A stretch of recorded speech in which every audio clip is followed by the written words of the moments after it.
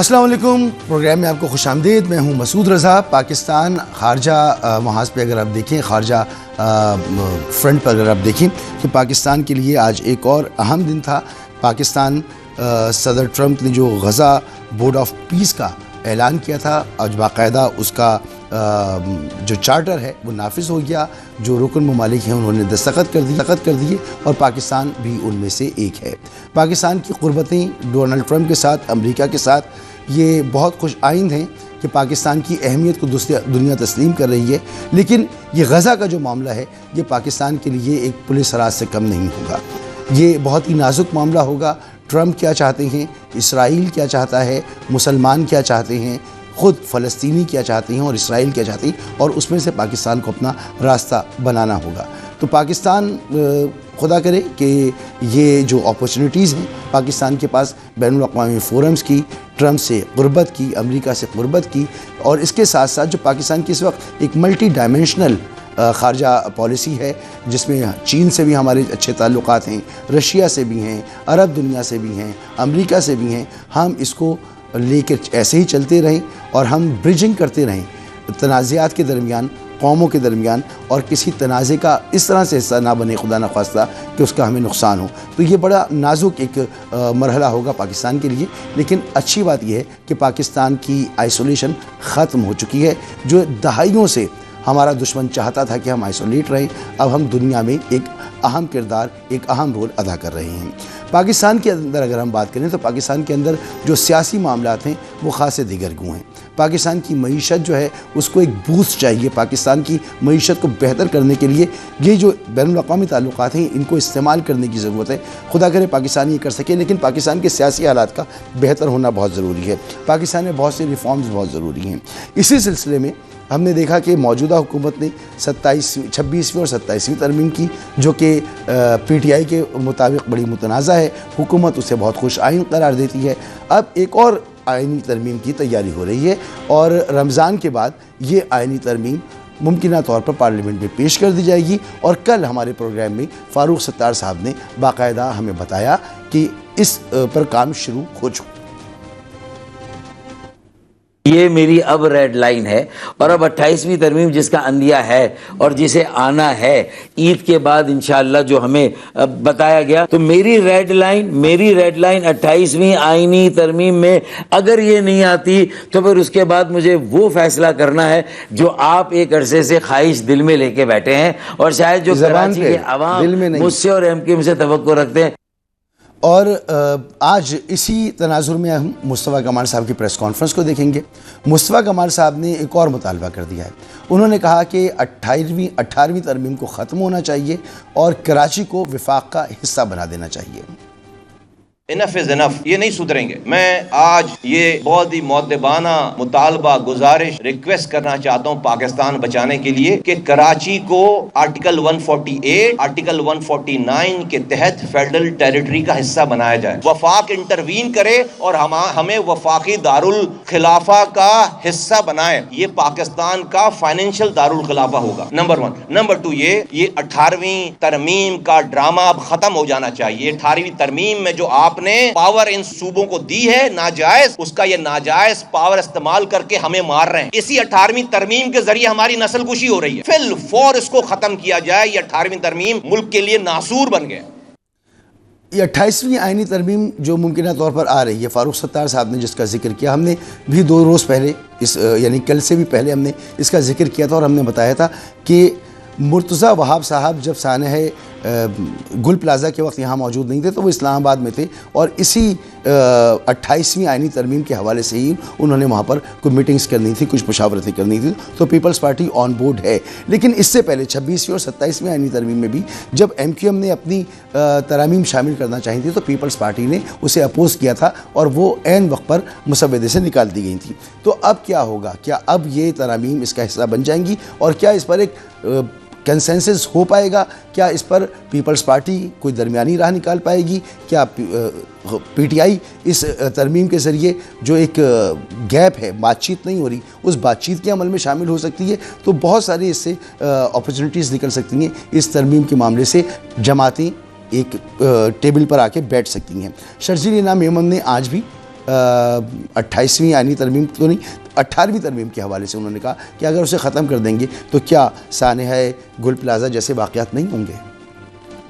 آج ایک صاحب کی میں پریس کانفرنس سن رہا تھا کہ یہ 18ویں ترمیم خراب ہے اور کراچی کو وفاق کے حوالے کر دیا جائے. میرا ایک سوال ہے کہ کیا 18ویں ترمیم کو ختم کرنے سے اور کراچی کو وفاق کے حوالے کرنے سے یہ انسیڈنٹ نہیں ہوں گے؟ 18ویں ترمیم کے لیے آئینی ایک طریقے سے 18ویں ترمیم آئی تھی. آج خواجہ آصف صاحب نے چاہے بیان دیا ہو یا مصطفیٰ کمال نے بھی آج وہی بیان دیا ہے, تو یہ مجھے سمجھ میں نہیں آ رہی کہ یہ اس واقعے کے ایک دن بعد خواجہ آصف صاحب بیان دے رہے ہیں, پھر 2 دن بعد مصطفیٰ کمال صاحب وہی بیان دے رہے ہیں. ان کا مقصد کیا ہے کہ یہ کیوں یہ ایک نئی چیز شروع کرنا چاہ رہے ہیں؟ 18ویں ترمیم پہ جس کو ختم کرنی ہے, جس کو بھی خاتمہ کرنا ہے, اس کے لیے اسمبلی ختم کرے گی نا, میں تو نہیں ختم کر سکتا, آپ تو نہیں ختم کر سکتے. تو محور نگاہ اس میں کراچی ہوگا, اور کراچی سے پاکستان تحریک انصاف نے بہت بڑا مینڈیٹ لیا تھا, اور اس دفعہ بھی اس کا دعویٰ ہے کہ اسی کا مینڈیٹ تھا جو چرا لیا گیا. پیپلز پارٹی کا یہاں میئر موجود ہے, MQM اپنا مینڈیٹ, تو سبھی یہاں پر اپنے مینڈیٹ کی بات کرتے ہیں, لیکن اس شہر کی بہتری کے لیے کوئی خاص خاطر خواہ اقدامات نہیں ہوتے. تو مہمانوں سے آج بات کریں گے ان ترامیم, ممکنہ ترامیم کے حوالے سے, اور رمضان میں ہمیں لگتا ہے کہ رمضان میں ایک اور سیاسی ہلچل جو ہے وہ ہمیں نظر آئے گی. شمائلہ رانا صاحبہ ہمارے ساتھ موجود ہیں, رہنمائے پاکستان مسلم لیگ نون کی, نعیم حیدر پنجوتا صاحب رہنما پاکستان تحریک انصاف, اور حسن مرتضیٰ صاحب رہنما پاکستان پیپلز پارٹی. آپ تینوں کا بہت بہت شکریہ. شمائلہ رانا صاحبہ, خواجہ آصف صاحب نے کہا کہ 18ویں ترمیم میں ڈھکوسلا ہے, اور اس سے پہلے بلاول بھٹو زرداری صاحب نے کہا تھا کہ وفاق میں بیٹھے کچھ لوگ سندھ کے حق پر ڈاکہ ڈالنے والے ہیں, ڈالنے کی کوشش کر رہے ہیں, ہم سے جو ہے ہمارا حق چھیننے کی کوشش کر رہے ہیں. تو آپ کو کیا لگتا ہے کہ یہ آسان ہوگا کراچی کے مسئلے کو اگر ہم اسپیسیفکلی دیکھیں, جتنا شدید یہ ہو چکا ہے, کہ کوئی ترمیم لائی جائے تو اس پہ پیپلز پارٹی آن بورڈ آ سکتی ہے؟ بسم اللہ الرحمن الرحیم. بہت شکریہ مسعود. بات یہ ہے کہ خواجہ آصف صاحب کے بیان کو لے کر جس تناظر میں انہوں نے بات کی تھی وہ میں آپ کو بتاتی چلوں آپ کے پروگرام کے توسط سے, کہ تمام اختیارات جو ہیں صوبوں کے وہ 18ویں ترمیم کے بعد ان کو منتقل کر دیے.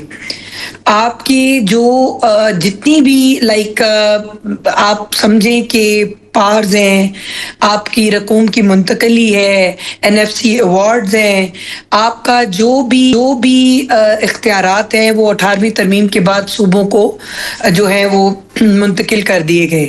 تو اب جو صوبہ ہے اس کو اتنا خود مختار ہونا چاہیے کہ وہ اپنے لا اینڈ آرڈر کی صورتحال کو, دہشت گردی کو, اور اپنے جو یہ ناگہانی آفات ہیں اور یہ جو آئے دن ہم لوگ چیزیں سنتے ہیں, وہ کسی ایک صوبے کے لیے اسپیسیفک بات نہیں ہوئی. اس کے اندر اس تنازع میں بات ہوئی تھی, کیونکہ آپ نے دیکھا کہ کراچی میں ایک بڑا دلخراش واقعہ, پہلے تو بلدیہ فیکٹری جو تھی اس پہ آگ لگ گئی, پھر عائشہ منزل پہ, پھر اس طرح کے کئی واقعات تھے, اور اب ایک گل پلازا جس میں بہت سی قیمتی جانوں کا ضیاع ہوا, اور اس کے جو محرکات کیا تھے اس کے اوپر تو ہم بعد میں بات کرتے ہیں. لیکن چونکہ ترامیم جو ہے وہ جو پارلیمان ہے اس کا اختیار ہے, وہ جب چاہیں آئین کو ری رائٹ اور اس کے اندر ترمیم کر سکتی ہیں. اس کے اوپر تو کوئی کسی کو اعتراض نہ ہے اور نہ ہی ہونا چاہیے, اور نہ ہی میرا خیال ہے کہ خواجہ آصف صاحب نے اس تناظر میں بالکل بات نہیں کی. جی بالکل اس تناظر میں انہوں نے بات نہیں کی. نعیم حیدر پنجوتا صاحب, جب آپ کی حکومت آئی, عمران نے اس شہر کے لیے ایک چارٹر دیا تھا, پورا ایک پلان دیا تھا کہ وہ آئیں گے جب اقتدار میں تو اس شہر کے لیے کیا کیا کچھ کریں گے. لیکن جب آپ کا اقتدار میں آپ آ گئے, اس کے بعد میری بھی عمران خان صاحب سے یہ بات ہوئی, میں نے ان سے سوال کیا کہ آپ کیسے کریں گے. ایک طرف آپ پیپلز پارٹی کو للکارتے ہیں, ایک طرف جو ہے وہ آپ کراچی میں ڈیولپمنٹ کی بات کرتے ہیں, تو پیپلز پارٹی کے ساتھ مل کے نہیں بیٹھیں گے تو کام کیسے ہوگا. تو جو اسٹیٹس کو ہے وہ ہمیشہ آڑے آ جاتا ہے کہ کراچی میں کیا کیا جائے. پیپلز پارٹی پرفارم نہیں کر رہی کراچی میں, یہ ایک کھلی حقیقت ہے. وفاق کچھ کر نہیں سکتا. تو اب 28ویں آئینی ترمیم, جیسا کہ کل فاروق ستار صاحب نے بھی کہا کہ اس میں ہمارا کیا ایجنڈا ہے, آج مصطفیٰ کمال صاحب کی آپ نے پریس کانفرنس سنی, تو تحریک انصاف ایسی صورتحال میں تمام آپ کے مسائل اپنی جگہ, گریونسز اپنی جگہ, لیکن یہ تو آپ کا ایک اصولی فیصلہ تھا کراچی کے لیے, اس پر آپ کیا کریں گے؟ بہت شکریہ, بڑی نوازش آپ نے موقع دیا جی. دیکھیں, سب سے پہلی بات ہے کہ 18ویں ترمیم کے اندر تمام صوبوں کو اختیارات دیے گئے تھے اور جو وفاق کا ہے اختیار وہ صوبوں کے اندر محدود کیا گیا تھا، کیونکہ ظاہری بات ہے وفاق وہ وفاقی معاملات سارے دیکھے اور صوبوں کو اختیارات دینا وہاں صوبائی خود مختاری ہے کہ عوام تک جو ان کے اختیارات ہیں وہ زیادہ سے زیادہ نچلی سطح کے اوپر جائیں۔ اب اس کے اندر اگر ترمیم اس 18ویں ترمیم کو ختم کرنا ہے اور دوبارہ یہ چاہتے ہیں کہ اختیارات واپس لیں، تو تحریک انصاف تو اس کی مخالفت کرتی ہے، نہیں سمجھتی کہ یہ اختیارات واپس لینے چاہیے۔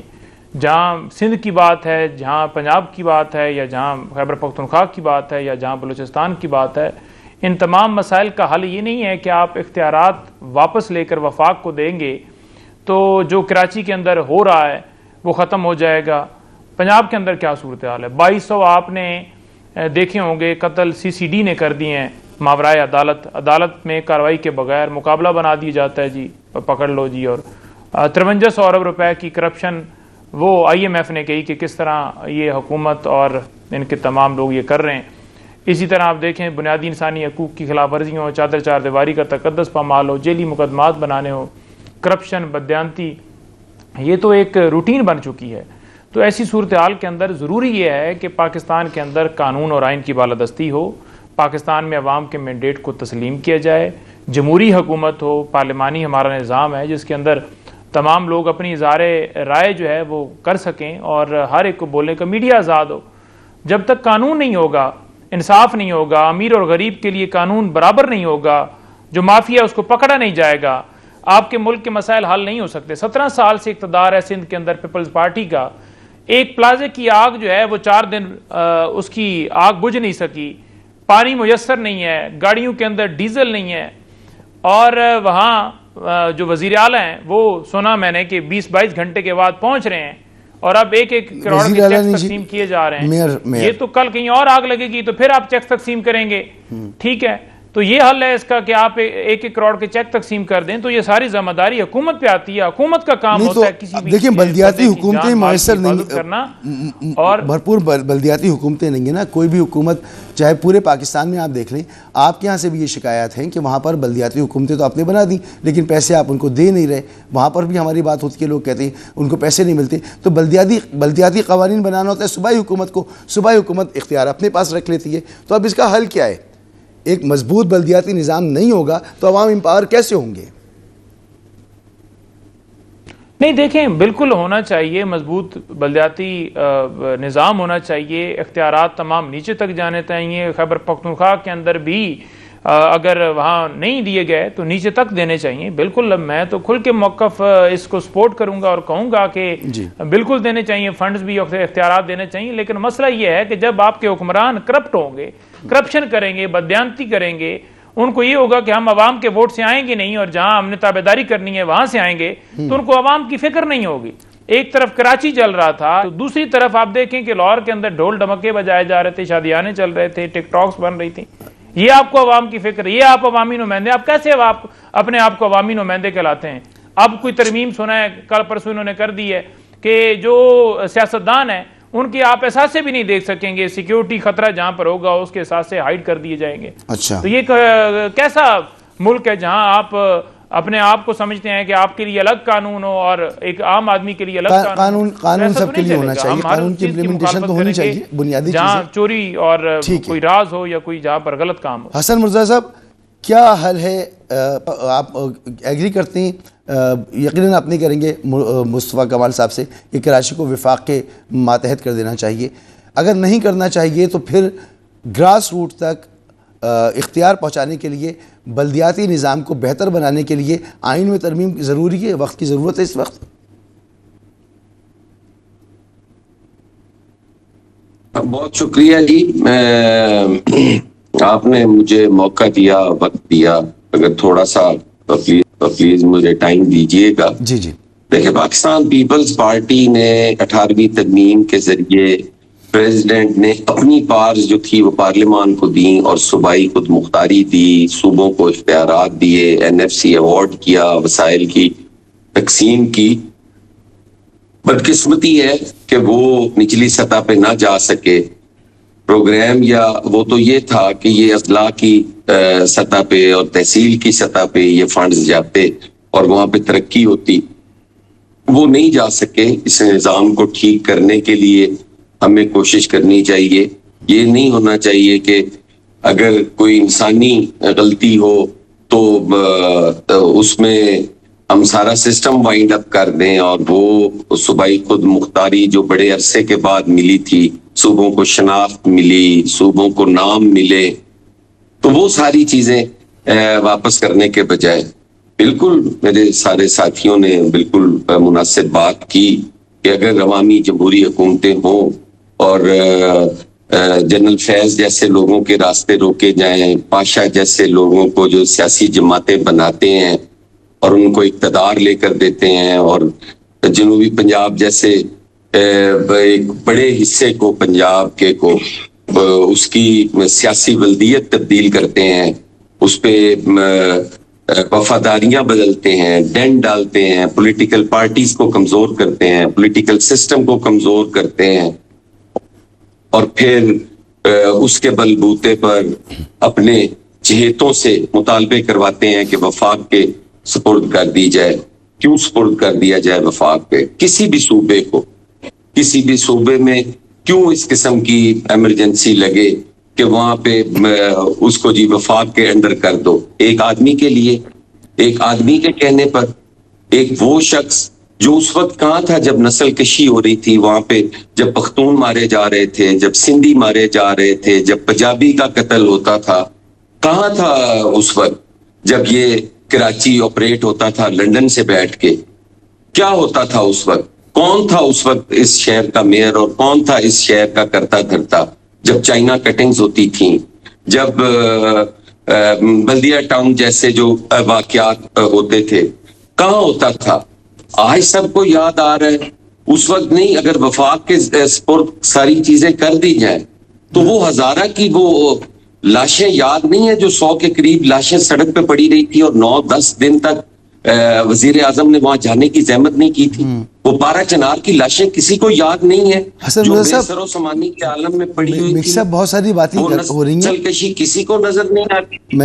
ایک منٹ، جی آپ کہہ لیں، ایک سیکنڈ، میں نے سنا ہے نا تب کو، مجھے بھی سن لیں۔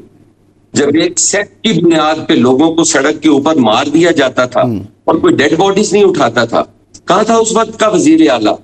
کیوں نہیں گیا موقع پر؟ کون بھیج رہا تھا اس ٹائم ان کو ریسکیو کرنے کے لیے؟ کون گیا تھا وہاں پہ؟ دوسرے صوبے وہاں پہ دوائیاں بھیج رہے تھے، خوراک بھیج رہے تھے، راستے بند تھے، لوگ جو ہیں وہ مر رہے تھے۔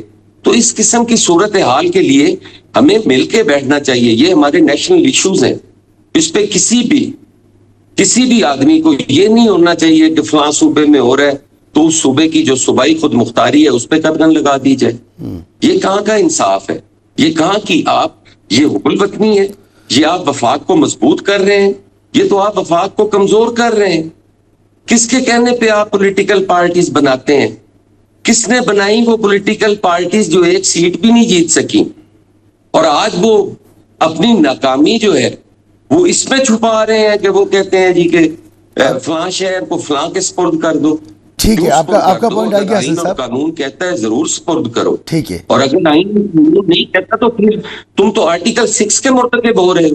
حسن صاحب آپ نے بڑی تفصیل سے ذکر کیا کراچی کے ماضی کے حالات کا بھی ذکر کیا، لیکن جب آپ لاشوں کا ذکر کر رہے ہیں یہاں پر تو ہر قومیتی کے لوگ یہاں پر ان کی لاشیں جاتی تھیں اور بلا وجہ جایا کرتی تھیں، اور حکومت تھی 2008 کے بعد سے آپ کی، اس سے پہلے مشرف کی، اور اس وقت جو ہے مرحوم وزیر داخلہ آپ کے رحمان ملک صاحب وہ لنڈن میں جا کر الطاف حسین صاحب کے گھوٹوں کو ہاتھ لگایا کرتے تھے، تو آپ لوگ مل کے تو کام کیا کرتے تھے۔ اس وقت چائنا کٹنگ ہوتی تھی، تو کیا آج زمینوں پہ قبضے نہیں ہو رہے؟ کیا تو مسائل کا حل کیسے نکلے گا؟ مسائل کے حل پر بات کرتی ہیں نا، تو مسائل کا حل ٹھیک ہے، صوبائی خود مختاری پہ نہ جائیں، مسائل کا حل تو نکالیں نا۔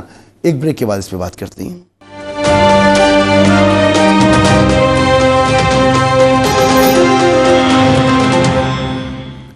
Welcome back. شمیلہ رحمان صاحبہ، کیا آپ کچھ ہمیں بتائیں گی کہ 28ویں آئینی ترمیم میں اگر آپ کی کچھ معلومات ہیں کہ کیا کچھ آنے والا ہے، کیا تبدیلی متوقع ہے آئین کے اندر؟ اور دوسرا یہ کہ کیوں آخر یہ جمہوری حکومتیں جو ہیں یہ بلدیاتی انتخابات سے یا بلدیاتی قوانین کو مضبوط کرنے سے بھاگتی ہیں. پنجاب میں بلدیاتی انتخابات نہیں ہو رہے, الیکشن کمیشن جو بھی ہے جیسا بھی ہے وہ اعتراض کر رہا ہے. اسلام آباد میں نہیں ہو رہے, اور جب ہوتے بھی ہیں تو پھر وہ قانون اس طرح کا بنتا ہے کہ اختیارات نیچے کی طرف نہیں جاتے. تو عامر جب حکومت میں آتے ہیں, وہ فوجیوں کی حکومت ہوتی ہے, تو اس وقت تو بلدیاتی انتخابات ہوتے ہیں اور بڑے اچھے ہوتے ہیں, بڑا اچھا نظام آتا ہے.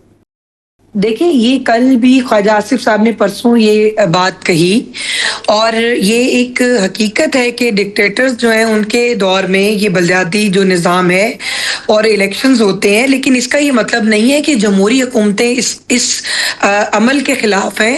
اور لوکل گورنمنٹ جو ہے وہ ہمیشہ اقتدار کی منتقلی گراس روٹ لیول تک جو ہے وہ پاور شیئرنگ کا نام ہے, اور جب تک صوبے اور اس وقت تک سسٹم کامیاب نہیں ہو سکتا جب تک آپ کی جو شراکت ہے وہ گراس روٹ لیول سے نہ ہو, ہر یونین کونسل سے, وارڈ سے. ہم اس کے خلاف نہیں ہیں, لیکن بات یہ ہے کہ اگر کوئی ایکٹ, اگر الیکشن ایکٹ پاس ہوا, لوکل ایکٹ پاس ہوا, تو اس میں اس کے اوپر کوئی قدغن نہیں لگائی گئی, نہ ہی اس عمل کو روکا جانے کے لیے ایسا کوئی آرڈیننس یا ترمیم اس پہ کوئی لا پاس کیا گیا تھا. لیکن ایشو یہ ہے یہاں پہ کہ ہم نے یہ کہا کہ لوکل جو حکومتیں ہیں وہ اپنے فیصلے اپنے مطابق کریں, اور ان کو یہ اختیار ہے مقامی حکومت کو, اور یہ اسی تناظر میں جو ہے وہ پاس کیا گیا تھا. اس کے اندر کوئی حکومت کی بدنیتی شامل نہیں ہے, اور میں یہ سمجھتی ہوں کہ ہم نے ہمیشہ جو لوکل گورنمنٹ اور لوکل جو بلدیاتی ایکٹ ہے اور بلدیاتی نظام ہے اس کی ہم نے جو ہے مکمل طور پہ اس کے حق میں ہے, اور انشاءاللہ تعالی بلدیاتی الیکشن ہوں گے. یہ ایک اور بات ہے کہ شور پہلے مچ جاتا ہے, جیسے کہ آپ نے دیکھا کہ پی ٹی آئی کے جو ہمارے بھائی ہیں انہوں نے ہر اس موقع کے اوپر جو ہے وہ ہائی لائٹ کرنے کی اور میڈیا میں خبر بننے کی کوشش کی. انہوں نے تقرری ہوئی, اپوزیشن لیڈر کی, شور مچا, تقرری نہیں ہو رہی جی, ان کا نوٹیفیکیشن نہیں ہو رہا, ہو گیا. اسی طرح ہر چیز جو ہے وہ اپنے ٹائم سے اپنے وقت کے اوپر مقررہ جو وقت ہے اس کے اوپر بلدیاتی حکومتوں کا کوئی وقت نہیں ہے, کوئی وقت نہیں. بلدیاتی حکومتوں کا ایک وقت معین تو ہے, لیکن اس وقت پر کبھی الیکشن ہوتے ہی نہیں ہیں, کسی صوبے میں نہیں ہوتے. اصل میں بات یہ ہے کہ اب یہ جو جمہوری عمل ہے یہ اس چیز کو تسلیم کرتا ہے. As a student of politics میں بات کر رہی ہوں, میں یہ سمجھتی ہوں کہ جو جمہوری عمل ہے وہ اس کو ایکسپٹ کرتا ہے. ہاں, اس کے اندر کوئی تاخیر جو ہے اس کے اوپر کوئی بات ہو سکتی ہے, لیکن اس کے وجود سے انکاری نہیں ہے ہم, یا ہم اس کی کوئی اہمیت سے انکاری نہیں ہے. ایسا نہیں ہے کہ جمہوری حکومتیں جو ہیں اس کی راہ میں رکاوٹ ڈالتی ہیں یا حائل ہیں, مگر جمہوریت کا یہ جو اصل جو جمہوریت ہے وہ گراس روٹ لیول سے شراکت ہے, کہ آپ کی جو پاور ہے اور اقتدار ہے وہ نچلے سطح پر منتقل ہو. یہ جمہوریت اس چیز کو تسلیم کرتی ہے, اس کے راستے میں کوئی بھی رکاوٹ نہیں ہے اپنے مقررہ وقت پہ, جیسے حلقہ بندیاں ہیں. دیکھیے, الیکشن کروانے سے پہلے آپ کو بہت سی چیزوں کو مد نظر رکھنا ہوتا ہے. آپ نے الیکشن کے اندر جو حلقہ بندیاں ہیں جس میں پہلے بہت سے حلقے ڈسٹرب ہوئے, اور بہت سے جو وہاں کے جو لوکل سطح کے اوپر الیکشن لڑنے والے جو کونسلرز ہیں یا بلدیاتی نمائندے ہیں ان کی طرف سے یہ ایک ریکویسٹ آئی کہ جی ہمارے حلقوں کو تبدیل کر دیا گیا, تو اس کے اوپر بھی کام ہوگا. پھر ووٹرز کا اندراج ہے اس پر بھی کام ہوگا, تو تھوڑا سا ٹائم ٹیکنگ جو ہے یہ پروسیس ہے, لیکن انشاءاللہ تعالی میرا خیال ہے کہ یہ بھی اگلے کچھ ماہ میں آپ کو یہ الیکشن جو ہے پاکستان میں ہوتا ہوا نظر آئے گا, اور اللہ تعالیٰ اس میں بھی مسلم لیگ نون جو ہے وہ کلین سویپ کرے گی انشاءاللہ. مگر یہی تو پرابلم ہے کہ آپ حلقہ بندی کریں گی, اگر آپ کے بعد کوئی دوسری حکومت آئے گی تو وہ کہے گی کہ آپ نے حلقہ بندیاں وہ کی ہیں جو آپ کو سوٹ کر دی تھی, جس میں آپ زیادہ نشستیں نکال سکتے تھے. تو نعیم حیدر پنجوتا صاحب, یہ خواجہ صاحب ٹھیک کہتی ہیں نا, یہاں آپ کتنا بھی ان سے اختلاف کریں یہ بات تو مانیں گے کہ تمام ہی جمہوری حکومتیں, جمہوری قوتیں بلدیاتی نظام کو ایک پولیٹیکل ٹول کے طور پر استعمال کرتی آئی ہیں, اور وہ پولیٹیکل ٹول کے طور پر آج بھی استعمال ہو رہا ہے. نہیں دیکھیں، بلدیاتی نظام کی آپ بات کر رہے ہیں تو یہ الیکشنز کیوں نہیں کروائے جا رہے؟ یہ اس وجہ سے نہیں کروائے جا رہے کیونکہ ان کو پتہ ہے کہ عوام نے ان کو ووٹ نہیں دینا، اور پھر اگر الیکشن کروائیں گے تو اس کے اندر کیا طریقہ کار ہے جی؟ غیر جماعتی الیکشن ہوں گے۔ غیر جماعتی کیوں؟ جب جماعتیں موجود ہیں تو نشانوں کے اوپر، جماعت کے اوپر الیکشن ہونے چاہیے۔ تو ہر طرح سے ان کی کوشش ہے کہ یہ اپنے مطابق معاملات کو چلائیں اور یہ جھوٹ کا نظام ہے وہ نہ گرے، اور پھر جو ہے اگر غیر جماعتی کرا کے لوگ جیتتے ہیں تو پھر منڈیاں جو آپ نے دیکھا ہوگا پہلے بھی سندھ ہاؤس کے اندر لگیں، وہ منڈیاں لگیں، جوڑ توڑ ہو، لوگوں کو خریدا جائے، ان کی ضمیر خریدے جائیں، کسی کو ڈرایا جائے اور اپنے ساتھ شامل کر کے تمام گرفت اپنے ہاتھ میں رکھی جائے۔ تو یہ صورتحال چل رہی ہے۔ اب دوسری طرف آپ دیکھیں کہ آج جو صورتحال ہے پاکستان کے اندر، لوگوں کی کھانے پینے کی اگر چیزوں کی بات کی جائے تو وہ آسمانوں تک پہنچ چکی ہیں، اور لوگ جو ہیں بے روزگاری 21 سال کی بلند ترین سطح کے اوپر ہے، سرمایہ کاری پاکستان میں 51 سال کا ریکارڈ توڑ چکی ہے، اور قوت خرید کے اندر 58 سال کا ریکارڈ ٹوٹ چکا ہے۔ لوگ جو ہیں وہ 2 وقت کے کھانے سے تنگ ہیں۔ آج اگر میں گندم کی بات کر لوں، آٹے کی بات کر لوں تو 150 روپے کا کلو آٹا ہے اور 6000 کا وہ من بنتا ہے۔ آپ جب کسان سے گندم لیتے ہیں 2000 کی بھی آپ نہیں لیتے، اور جب عام آدمی نے آٹا خریدنا ہوتا ہے تو اس کے لیے آٹا میسر ہی نہیں ہے۔ وہ کیسے 6000 سے من کے اوپر گزارا کر کے، اور جو تنخواہوں کا حال ہے، جو بے روزگاری ہے، جو صورتحال چل رہی ہے، جو مہنگائی ہے، وہ تو بجلی کے بل، بیمار ہوتا ہے بندہ، میڈیکل کی ضروریات ہوتی ہیں، بچوں کی فیس ہے، دیگر اور چیزیں ہیں، گیس کا بل، یہ تمام کیسے وہ افورڈ کرے گا؟ تو اس پہ کسی کی توجہ نہیں ہے، کیونکہ آپ تو اربوں روپے شادیوں کے اندر لگا دیتے ہیں، آپ کے پاس تو پیسہ بڑا ہے، آپ کو تو فکر نہیں ہے۔ فکر آپ کو کیوں ہوگی؟ کیونکہ آپ کے بچے تو ہیں بھوکے نہیں مرتے، ان کو تو ہر چیز میسر ہے، وہ تو باہر پڑھتے ہیں، وہ تو علاج بھی باہر سے کراتے ہیں، آپ خود بھی باہر سے علاج کرواتے ہیں۔ تو یہ جو ڈفرنس ہے نا عوام کے اندر اور جو اقتدار کے اندر اس وقت قابض ہیں، وہ اس طرح ہے کہ لوگوں کو ہر روز یہ بتایا جاتا ہے کہ آپ کی ہمارے دل میں قدر نہیں ہے، اور یہ بتا کے، یہ ساری صورتحال کر کے، اور میسج دیا جاتا ہے کہ ہمیں کوئی آپ کی فکر نہیں ہے، اور فکر اس لیے بھی نہیں ہے کیونکہ ان کو پتہ ہے کہ ہم ووٹ سے نہیں آئے۔ جنرل فیض کی بات ہوئی ہے، دیکھیں آر ٹی ایس بٹھا کے جو ہمارے اوپر الزام لگایا جاتا ہے، الٹا ہماری سیٹیں لے کر پیپلز پارٹی اور پی ایم ایل این کو دے گی، اور ہمیں تو ایک کمزور حکومت دی گی تاکہ فیصلوں کے اندر جو ہے وہ ہمیں جو مؤثر طریقے سے ہم آگے نہ بڑھ سکیں۔ اور وہی ہوا 2019 کے اندر باجوہ نے، جو خواجہ آصف صاحب بھی کہتے ہیں کہ ہمیں کہا گیا کہ ہم آپ کو حکومت دیتے ہیں، تو وہ کس طرح کہہ رہے تھے؟ دیکھیں یہ تو پاکستان کا نظام ہے نا جوتا صاحب، اس سے تو کوئی ہٹائی گئی، جو امریکہ نے ہمارے اندر مداخلت کی، اس کی آج واضح مثال ہے۔ وینزویلا کے اندر ہے، اسرائیل کے اندر ان کی سپورٹ ہے، جس طرح یہ کر رہے ہیں، غازہ کے اندر جو سپورٹ اب نظر آئی ہے امن معاہدے کے ذریعے، یا ایران کے اندر جس طرح مداخلت کی ہے امریکہ نے، یا جو گرین لینڈ ہے اس کے اوپر قبضے کی طرف وہ کوشش کر رہا ہے، یا کینیڈا کو دھمکیاں دے رہا ہے، تو جو وہ امریکہ ہے اس کی پالیسی کو یہ ٹو کر رہے ہیں، اور وہی پالیسی چل رہی ہے، وہی نہیں مطلب پنجوتا صاحب، جب ہم حکومت میں ہوتے ہیں نا تو ہم یہ سب کچھ کر رہے ہوتے ہیں، جب بھی ہم حکومت میں ہوتے ہیں، جب ہم اپوزیشن میں جاتے ہیں تو ہم اس پر تنقید کر رہے ہوتے ہیں۔ الیکشن کا راستہ کس نے روکا تھا؟ مجھے بس یہ نہیں، بتا دیں۔ حکومت کے اندر ہے کہ ہم نے بالکل بھی نہیں کہا کہ ہم سلامتی کے اوپر کمپرومائز کرتے ہیں، ہم نے تو کہا کہ ایبسولوٹلی ناٹ، یہ کہیں نا ایبسولوٹلی ناٹ، کہ سب سے پہلے امن بورڈ کے اندر جو ہے غازہ کو ممبر بنایا جائے، سب سے اہم بات یہ نہیں ہے کہ ملک کے نظام کو مستحکم کیا جائے، اور یہ کام سیاسی جماعتوں کا ہے۔ تمام اسمبلیوں کے اندر لوگوں کو آن بورڈ لیں گے، تمام پولیٹیکل جماعتوں کو لیں گے، پھر ہم بورڈ کا حصہ بنیں گے، یعنی بند کمروں کے اندر فیصلوں سے پہلے۔ مگر نہیں مہندر پنجوتا صاحب، آگے بھی آپ اسی طرح لے کر چل رہے ہیں، اور یہ راستہ تو پولیٹیکل پارٹیز کو نکالنا ہے نا۔ ملے جو ہیں وہ لانچ کیے جاتے ہیں جی کہ بڑا ہم نے جو ہے نا یہ اسلامی محاذ فتح کر لیے، بڑا ہمارے لیے ثواب دارین حاصل ہو رہا ہے۔ مگر پنجوتا صاحب یہ راستہ تو پارلیمنٹ نے نکالنا ہے، آپ سیاسی جماعتوں کو، آپ حالات کو سمجھیں، واقعات کو سمجھیں، اپنے نظام کو سمجھیں اور اس کے درمیان سے راستہ نکالیں، پارلیمنٹ کو مضبوط کریں۔ تو حسن مرتضیٰ صاحب، پارلیمنٹ کو مضبوط کرنے کے لیے اچکزئی صاحب نے حکومت کو ایک پیشکش کی کہ آپ پارلیمنٹ کو مضبوط کرنے کے لیے جو بھی قدم اٹھائیں گے انکنڈیشنلی ہماری سپورٹ آپ کے ساتھ موجود ہے۔ تو اگر سیاسی جماعتیں اتنی ہی مخلص ہیں نظام کے ساتھ، عوام کو ایک عام آدمی کو مضبوط کرنے کے لیے، جمہوری نظام کو مضبوط کرنے کے لیے، تو ان کو مل کے تو بیٹھنا پڑے گا نا۔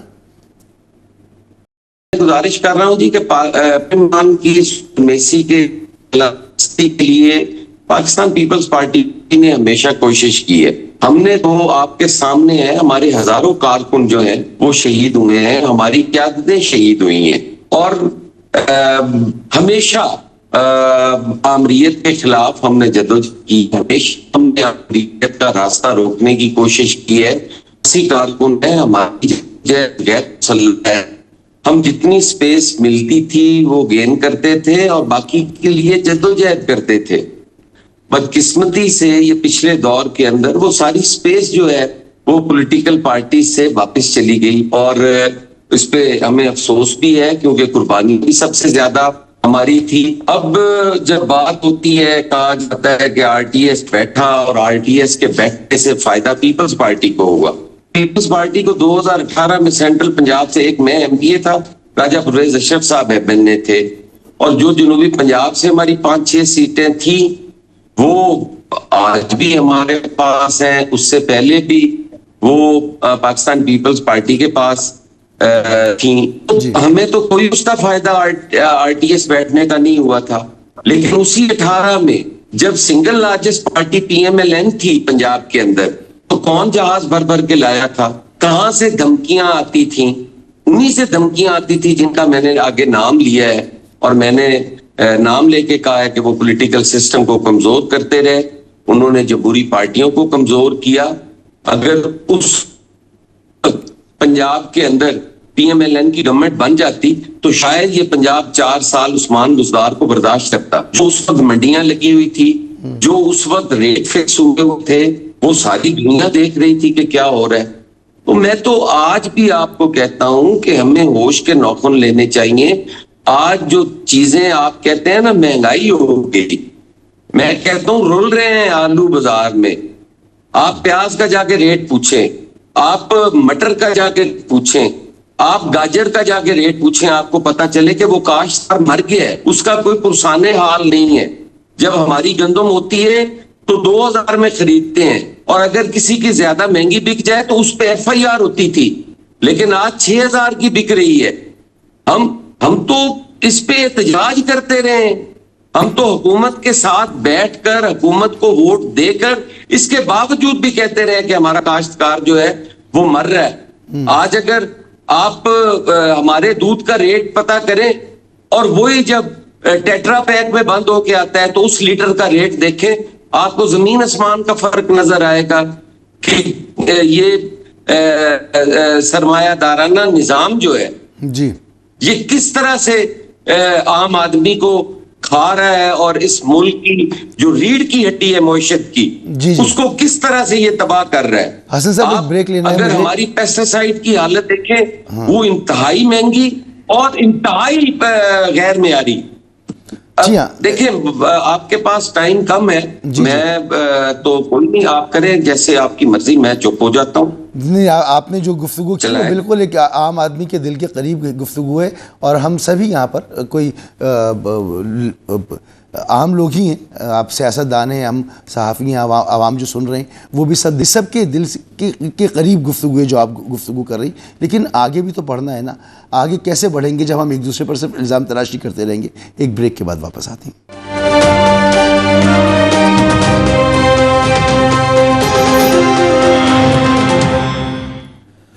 Welcome back. پروگرام میں وقت ختم ہو گیا ہے. میں آپ سے اجازت چاہوں گا. بہت بہت شکریہ آپ کا. شمائلہ رانا صاحبہ، نعیم حیدر پنجوتا صاحب، حسن مرتضیٰ صاحب. مجھے دیجیے منڈے تک کے لیے اجازت.